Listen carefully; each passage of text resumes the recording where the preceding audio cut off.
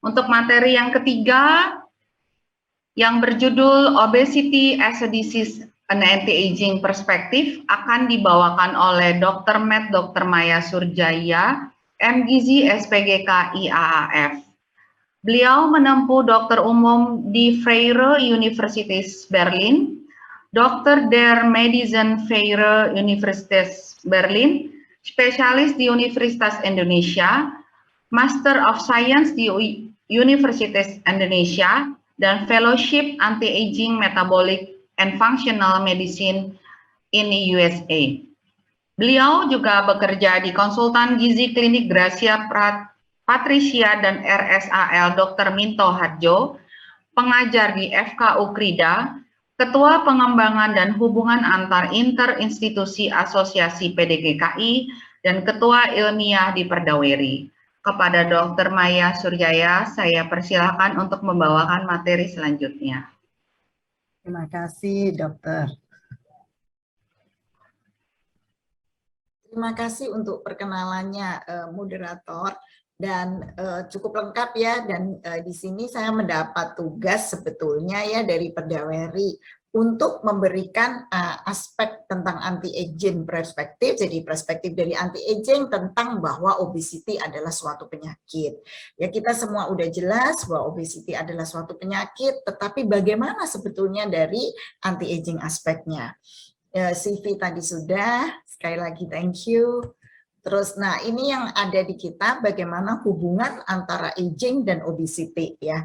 Bahwa obesity dan aging adalah sebetulnya two sides of the same coin. Jadi kalau kita punya koin, ya ada sisi A, sisi B, sebetulnya itu adalah dua sisi ya.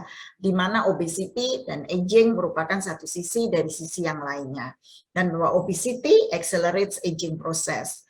Dan obesity juga berimpact pada genome stability dan tentunya adalah suatu kompleks inflammatory diseases ya. Kemudian bagaimana dengan epigenetik modifikasinya sendiri, modifikasi secara epigenetik, ya kita tahu bahwa epigenetik adalah biom genetik, jadi bahwa kita ada genotip dan ada fenotip, dan di tengah-tengah itu yang saling mempengaruhi yang namanya epigenetik. Dan tentunya banyak ya ini pilar-pilarnya di anti-aging, yang pertama adalah reduksi stres, tadi juga sudah ya, hormon balancing, nutrition, kemudian nutraceuticals atau dietary supplementation, physical exercise, farmakoterapi, dan tentunya bariatric surgery juga termasuk. Kemudian bagaimana dengan greater weight atau fat loss yang dapat mengimprove health outcome, itu outline-nya.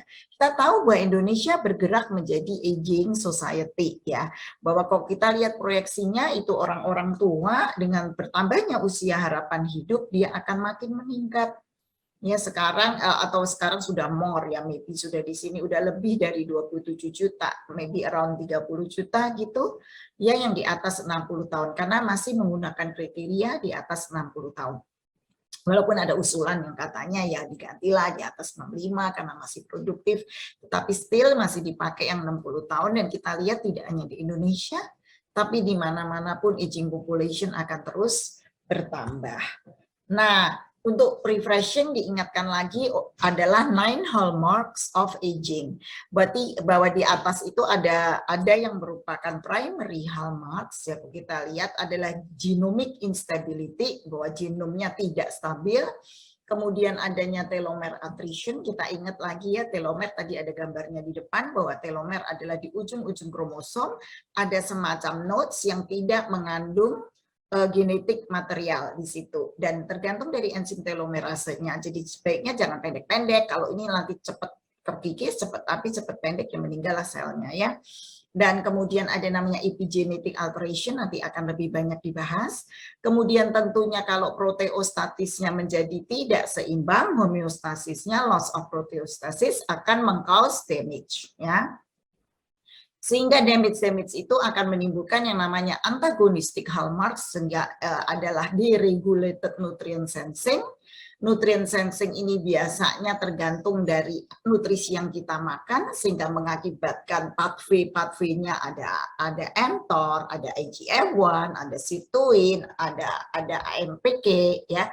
Itu nanti akan terderegulasi, nanti ada slide-nya. Dan juga tentunya kita tahu our powerhouse of the cell, mitochondria, kalau itu disfungsi akan mengakibatkan damage. Kemudian adanya cellular senescence, ya, yang tidak sama dengan apoptosis, ya. Cellular senescence itu artinya selnya udah nggak dapat terbelah lagi, dan itu merupakan respons dari damage. Dan akhirnya hal-hal tersebut ada dua integrative hallmarks yang adalah culprits dari phenotype, yaitu stem cell-nya exhaust, capek, dan komunikasi antar sel juga saling bicara satu dengan yang lain, ya, berkomunikasi juga menjadi teralter. Dan sebetulnya aging adalah the most complex phenotypes studied to date, ya. Jadi between genetic, epigenetic, and environmental factor. Kemudian kita lihat yang namanya epigenetic clock, ada orang namanya Howard, ya, kita lihat di sini kalau dari depannya pertama kali istilah epigenetic itu dari Waddington, orang British, ya, biologist. Kemudian di sini ditemukan bahwa kalau kita merestriksi kalori itu umurnya jadi lebih panjang. Kemudian discovery of methylated cytosine in DNA, kemudian adanya role of histone modification. Nih, jadi kalau kita tahu bahwa DNA kita itu ada kayak yoyo, ya, kayak benang, itu DNA-nya kayak benang terpelintir supaya muat semuanya di dalam supaya kromosomnya itu muat semuanya, ya, di dalam nukleus. Jadi ada yang namanya histone. Histone ini sendiri tidak mengandung material genetik, ya. Jadi kalau histonnya pun bisa dimodifikasi. Kemudian David Sinclair, ini mungkin nanti kalau sempat dibaca, ya, Unified Theory of Caloric Restriction and Longevity, ini important. FDA sudah approve the first epigenetic drug tahun 2004 dan sekarang udah sampai wave kelima. Ini yang pertama. Kemudian ditemukannya Yamanaka factors, ya. Kemudian ini adalah Howard clock, ditemukan pada tahun 2013. Nanti kita akan lihat Howard clock itu apa. Bahwa Howard clock ini membandingkan antara chronological age dan epigenetic age. Bahwa usia KTP kita tidak sama dengan usia sebetulnya kita secara biologik, ya. Dan perbedaan si Howard clock dengan realitas adalah 3,6 tahun. Dan dihitung dari kuantifikasi dari metilasi, ya, metilasi di DNA-nya kayak DNA cap gitu, ya. Jadi diambil human sample 353 biomarkers yang correlated with aging, di mana size-nya namanya CpG. Dan ini merupakan standar sampai sekarang, bisa dibeli kitnya, nggak tahu kok di Indonesia. Bisa dibeli kit, kayaknya enggak, ya. Bisa dibeli kitnya, kita bisa mengukur berapa sebetulnya kita punya biological age, ya. Itu Howard.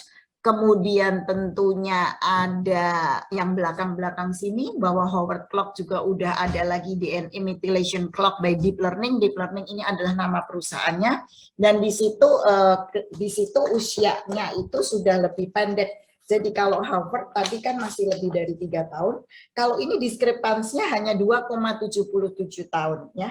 Deep MH, deep my age, ya. Tapi biasanya yang melakukan pemeriksaan ini adalah orang-orang dengan various health related condition, misalnya ovarian cancer, IBD, atau multiple sclerosis. Kemudian tentunya kita akan membahas antara epigenetic age dan BMI, ya. BMI itu IMT, indeks massa tubuh. Apakah ada, ya? Tadi dibilang bahwa obesitas akan mengakselerasi penuaan. Nah, sedangkan kita lihat kalau anak-anak masih bertumbuh, epigenetic clock-nya tuh tickingnya lebih cepat, tak lebih cepat, ya, karena dia masih bertumbuh. Sebaiknya orang yang tua-tua sekali, yang malah di sini trialnya menggunakan orang-orang yang berusia 80 tahun, ya. Kalau udah 80 tahun, tickingnya lebih pelan. Nah, di mana yang cocok? Yang cocok adalah sebetulnya antara dua usia itu, ya. Jadi association between BMI and epigenetic age itu biasanya di middle age group. Di situ lebih cocok, ya, untuk melihat human lifespan-nya. Itu di kanan ada sedikit, ya, beda, ya, antara chronological dan biological age, ya. Kemudian itu diambil dari artificial intelligence, itu kok kita lihat ada in silico medicine, dia itu tentang artificial intelligence yang menyelidiki tentang penuaan. Nah, sekarang udah dibilang dari depan tadi, obesity adalah epigenetic age accelerator. Kita lihat nih sekarang ya, bahwa 9 hallmarknya itu ancur-ancuran kok di obesity ya. Jadi komunikasi antar selnya nggak bagus, negatif ya, kemudian genomik yang menjadi tidak stabil ya, kemudian juga telomernya tadi memendek ya, ujung-ujungnya lebih cepat pendek. By the way ini bisa diperiksa ya di Indonesia untuk telomer. Kemudian juga epigenetik influence-nya semua menjadi negatif, protein homostasisnya terganggu, nutrien sensingnya menjadi kacau, dan mitokondrial function-nya pun tidak optimum. Kemudian cellular senescence-nya juga luar biasa banyak. Genomic instability kita bisa lihat ya di sisi kanan sini bahwa obesity itu dengan akumulasi dari fat dan inflamasi, sehingga mitokondrial dari ROS-nya naik, menimbulkan oxidative stress, mengakibatkan DNA damage, dan terakumulasi karena repair-nya nggak cukup, sehingga malah bisa menimbulkan cancer development. Ya, dan tentunya tidak hanya itu ya, tapi disturbances also in other cell metabolism, impair glucose metabolism, dan promote systemic insulin resistance. Nah ini yang selalu cuman kalau disebut tuh biasanya epigenetik ini dia memodulasi ekspresi gen tapi tanpa memodifikasi dari primary gene sequence, jadi nggak mutasi ya, enggak ya, bukan itu. Jadi 3 main areas of epigenetics adalah metilasi DNA, histonnya dimodifikasi ya, kemudian dengan adanya micro RNA di sini yang non coding ya, this mechanism. Jadi obesity adalah suatu penyakit, genetik, lifestyle, dan caloric load. Di sini ada genetic variation-nya, ditambah environmental factor-nya, modifikasi epigenetik, dan berubahlah ekspresi dari gene kita dan menjadi obes. Dan dia adalah suatu kompleks inflammatory disease, sehingga merupakan suatu multi-organ, multi-system complication. Nah, ini kalau obes ya diabetesnya pasti dundung-dundung naik semua ya di sini ya, increasing weight, increasing fat mass, di 2GM also incidence-nya akan menaik. Ya, dapat 70% people with diabetes have overweight or obesity in Indonesia. Dan sudah diakui sebagai penyakit, obesity itu ansih, jadi obesity sendiri diakui oleh World Obesity, AMA, Canadian, ISO, FDA, Royal College of Physicians, Israeli, Germany, Italy, dan European Commission. Jadi Indonesia harus juga mengakui bahwa obesity adalah suatu penyakit, ya tidak bisa dianggap lucu-lucuan atau biar gendut asal sehat, enggak apa-apa, itu tidak bisa. Nah, kita sampai ke bahwa bagaimana modifikasi epigenetik yang adalah reversible. Kita lihat di sini gambar yang sudah super famous ya, ini pasien dengan hypothyroidism, dan apabila diberikan tiroid menjadi lebih ganteng, lebih ramping, lebih alert. Ini juga tadi sudah ya, bagaimana stres dan makan adalah sesuatu yang bisa sangat tergantung, dan kita lihat dari kasket hormonalnya di sini bahwa kolesterol menjadi pregnenolon dan tidak dapat ke DHEA apabila orangnya itu stres ya, kan kortisolnya tinggi. Jadi akibatnya testosteronnya turun, estradiolnya turun karena jalannya cuma ke sini ya, hanya bisa jalan ke arah kortisol. Nah, kalau orang stres, metabolismenya juga malangnya bukan mempercepat. Kita bicara kronik stres ya, bukan akut stres di sini. Bahwa kronik stres, metabolismenya menjadi lebih lambat. Jadi kalorinya tuh yang di burn 104 kalori lebih rendah. Ya oke lah 104, tapi kalau ditumpuk-tumpuk setahun naiknya 5 kilo gitu ya. Jadi lumayan. Ini dilihat, diperiksa dari wanita-wanita yang prior to high fat meal, diukur dari relationnya RQ-nya ya, UT NCO2, dan hasilnya yaitu kalau orang stres metabolismenya lebih rendah dan insulinnya terjadi hiperinsulinemia. Hormon apa saja? Melatonin yang berpengaruh pada insulin sensitivity dan tentunya T2DM, kortisol, DHEA, hipothyroid, estrogen dominans. Low testosteron, orang-orang dengan low testosteron akan terjadi OSA, obstructive sleep apnea, dan growth hormonnya biasanya juga rendah. Kita tahu bahwa dengan penuaan, ya penuaan tuh di sini udah mulai dari 20 tahun untuk IGF-1, ya sekitar 30 tahun, 25 untuk DHEA, dan untuk testosteron juga sudah di 20 sekian tahunan mulai berkurang, apalagi kalau 40 tahun. Nah, sekarang bagaimana dengan postmenopausal woman di sini? Postmenopausal woman, kalau wanita-wanita itu mulai menopause, biasanya mereka lebih bisa lebih mulai. Jadi kalau kita dengar cerita pasien seru ya, bahwa ibu-ibu yang mulai menopause selalu bilang bahwa suaminya lebih bawel dan lebih cerewet dan banyak maunya lah, sensitif and so on. Sedangkan dianya menjadi lebih calm, lebih bisa decision. Ya, karena tentunya karena hormonnya mulai bergerak gitu, bahwa pada wanita-wanita yang sudah menopause, artinya setahun sudah selesai ya mensnya ya, itu testosteronnya meningkat, dan yang membinding testosteron itu sendiri pun menjadi lebih rendah, jadi T-nya in relation lebih tinggi ya, sehingga dia memang lebih maco sifatnya gitu, makanya lebih bisa seperti laki-laki ya. Nah, dia tapi malangnya di situ dengan ovarian failure, proteksi dari estrogennya juga berkurang ya, dan androgennya lebih tinggi, makanya prevalence dari metabolic syndrome juga meningkat, dan hati-hati bahaya stroke pada wanita-wanita menopause. Sekarang dilanjutkan cerita yang tadi. Kenapa suaminya jadi lebih bawel dan lebih cranky dan lebih sensitif? Karena yang di lelaki terjadi sesuatu yang berubah. Testosteronnya itu bisa berubah menjadi DHT, nanti keluarnya adalah rambutnya botak lah, perutnya maju, and so on. Ya prostatnya mulai gede, tetapi juga bisa berubah menjadi E2. Nah, apabila dia berubah menjadi E2, ya tentunya E2 adalah hormon wanita, ya, di situ. Jadi sering juga yang terjadi adalah bahwa si bapak-bapak ini payudaranya mulai besar, ya. Di situ jadi ya janganlah, itu mesti bisa dikurangi nanti ya, diberikan aromatase inhibitor. Kemudian di situ ada gambarnya Nobel Prize dari Jepang tahun 2016, Yoshinori Oshumi, di mana dia menemukan adanya natural regulated mechanism of cells sehingga yang dapat menyapu-nyapu, membersihkan, sapu-sapu. Ini namanya autofagi, bukan apoptosis ya, autofagi. Jadi disapu-sapu, dibersihin ya sel-selnya, protein-protein yang udah nggak kepake itu.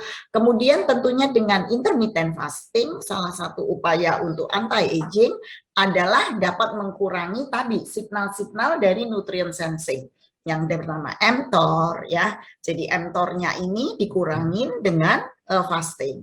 Dengan mTOR-nya berkurang yang bersifat anabol, insulin IGF-1 IGT pathway-nya juga akan mengikuti. Ini kalau yang berminat nanti dibaca sendiri, waktunya nggak keburu untuk dijelaskan ya. Jadi kalau pada saat kita fasting adalah nutrient sensing-nya akan bilang AMPK-nya dinaikin, sirtuinnya dinaikin, ya sehingga menjadi katabol, dan disitulah longevity terjadi. Dan tentunya glucose metabolismenya akan berubah menjadi fat metabolism. Ya. Ini tadi ya bahwa kalau nutrien banyak, IGF-1 naik, mTOR naik, anabolik enggak panjang umur. Ya, kalau kebanyakan makan insulinnya naik. mTOR itu ada kompleksnya dua, mTOR1 and mTOR2, di mana glukose uptake, glikogen sintesis, pokoknya nabung ya, memperbanyak ditabung-tabung lipogenesis, glikogen sintesis di liver ya. Kemudian adipogenesis, juga lipogenesis and glucose uptake. Sebaliknya pada saat suppression of mTOR, kalau berpuasa, intermittent fasting, terjadilah semua yang berlawanan. Nah, dan intermittent fasting banyak sekali mekanismenya, MOA-nya antara lain mempengaruhi intestinal mikrobiota, ya gut health-nya dipengaruhi di situ, mempengaruhi circadian clock, yang mempengaruhi lifestyle juga, diet, sleep, activity, sehingga regulasi dari seks hormon, inflamasi, insulin, lipid, itu menjadi lebih menguntungkan. Juga untuk growth hormonnya dapat meningkat. Nah, sekarang kan nggak cuma makan ya, sometimes dan most of the times kita butuh nutraceutical. Kita tahu dengan attack itu terjadilah namanya stres oksidatif. Tentunya dibutuhkan vitamin-vitamin atau suplemen yang bersifat antioksidan.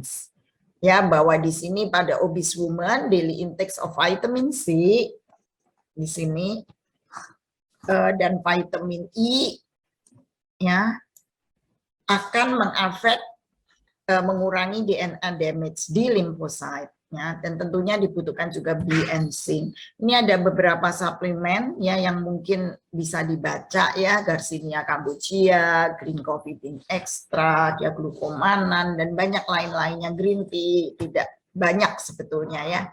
Mikrobiota tadi sudah disinggung bahwa mikrobiota di orang dengan obes dan orang lean itu isinya juga berbeda. Ya, dan akibatnya dapat mempengaruhi ke insulin sensitivity. Nah, sekarang farmasi. Farmasi di Indonesia hanya ada dua, yaitu diethylpropion dan Orlistat. Orlistat kita tahu bahwa trialnya Sandoz itu trial cukup lama, ya 4 tahun. Jadi actually quite safe. Kalau kita lihat di sini inti antara EU dan USA juga nggak sama obat-obatnya. USA more permissive ya, semuanya dia izinin. Phentermine, Orlistat, phentermine, topiramate, naltrexone, bupropion, liraglutide, and semaglutide ya. Tapi di EU nggak semuanya boleh masuk. Ya Wegovy belum ada, Kisimia. Nah, ini mechanism of action-nya di sini ya. Tadi Orlistat hanya di pinggir-pinggir, pankreatik lipas. Kemudian ini semoga nanti masuk ke Indonesia khusus untuk obesitas, di mana GLP-1 reseptor ini ya agonis ya. Semoga ini cepat masuk yang khusus untuk obesitas tanpa adanya diabetes. Yang phentermine topiramate dia di atas GABA reseptor ya, dopamin and norepinephrine, kemudian juga MOPR ya, di sini mu opioid reseptor. Tuh, kemudian akhirnya kita sampai apa yang terjadi kalau kita ini sebetulnya losing fat ya. Bagaimana kalau kita ini losing fat? Oh ya, sebelum ini sebetulnya ada beberapa pilar yang nggak sempat disebut di sini, tetapi adalah tidur cukup, ya misalnya itu juga berpengaruh. Terus tentunya ada surgery pada kasus-kasus tertentu, dan tentunya physical exercise, yang itu semuanya butuh pembahasan tersendiri. Ya nanti kalau misalnya ada yang kurang jelas, silahkan ditanyakan di Q&A, karena cukup banyak ini yang harus dibahas. Kemudian kembali ke tadi, ini lihat nih, kalau lose fat itu macam-macam yang terjadi ya. Greater weight or fat loss itu improves health outcome, dan improves-nya banget gitu ya. Migrainnya terimprove 57% ya, pseudotumor cerebri. Jadi ada tuh, jarang-jarang tapi ada ya. Pseudotumor cerebri 96%, dyslipidemianya 63%. Ya, non-alcoholic fatty liver disease even sampai 90%, MED syndrome 80%, T2DM 87%, PCOS 79%, ya venous stasis disease, di sini depression, of course OSA yang ngorok, mendengkur, kemudian asma, cardiovascular disease, hypertension, GERD juga berkurang, bahkan 72-88%. Yang terkencing-kencing sering ke belakang juga sembuh ya. Berkurang degenerative joint disease, gout, dan of course mortality. Nah, life expectancy itu kalau BMI-nya naik makin berkurang ya, walaupun di sisi sebaliknya ada, kalau yang BMI-nya terlalu rendah dia juga mortality-nya meningkat ya. Jadi kita lihat bahwa kalau normal BMI itu 80% bisa mencapai umur 70, BMI 35 sampai 40 60% yang mencapai, dan pada BMI 40 sampai 50 hanya 50% yang nyampe umur 70. Nah, sekarang lihat weight loss-nya tadi yang digambar di sini lebih jelas nih. Kalau beratnya 100 kilo, turunnya 5 kilo, mungkin orangnya bilang, "Dok, masih gede," gitu ya, pasien-pasien saya yang di atas 150 kilo gitu ya, kalau turunnya cuman sedikit ya 5%, 7,5 kilo, bilangnya aduh dok kurang banyak gitu ya. Nanti bisa banyak, bisa 2 digit, tapi kita lihat dulu kalau turunnya 5%, hipertensi dan hiperglisemianya sudah membaik. Kalau turunnya tadi kalau 100 kilo berarti 10 kilo, bayangin prevention of T2DM membaik, NAF FLD, PCOS, dislipidemia. Kalau turunnya 15 kilo, nah yang terkencing-kencing mulai mending, ya, ngoroknya berkurang, lututnya nggak nyeri, ya. Kalau lebih lagi, jadi lebih dari 15 kilo, bahkan CV mortalitasnya pun kardiovaskular menjadi lebih baik. Oke, dan akhirnya kita sampai ke slide yang terakhir, ya. Di sini bahwa sebetulnya obesity itu memang susah, ya. Ini lihat ada gambar bapak-bapak yang udah relief, dia ya relief dari obesity, artinya dia bisa mengurangi fat mass-nya sehingga dia menjadi betul-betul relief and release. Nah, jadi kalau to say that obesity itu caused by merely consuming too many calories, jadi semestinya kita suka menjudge, ya, even though pasien atau family atau siapa atau bahkan badan kita sendiri, kita suka menjudge bahwa oh memang kamu rakus karena kamu banyak makan makanya jadi gendut, ya. Itu stigmatisasi di orang-orang dengan obesitas yang udah nggak boleh dilakukan karena itu adalah suatu disease. Jadi kalau kita katakan bahwa orang obes itu oh sebabnya karena consuming too many calories, itu seperti kita bilang bahwa the only cause of the American Revolution itu was only the Boston Tea Party, yang tentunya tentu tidak, yaitu dari Edel Davis, bahwa cause dari obesity itu sangat banyak, ya, dan bersama-sama kita harus berjuang untuk memprevent dan mengurangi obesity di Indonesia. Terima kasih untuk waktunya. Saya kembali ke moderator. Kalau ada pertanyaan tentang apapun, silahkan ditanyakan. Terima kasih.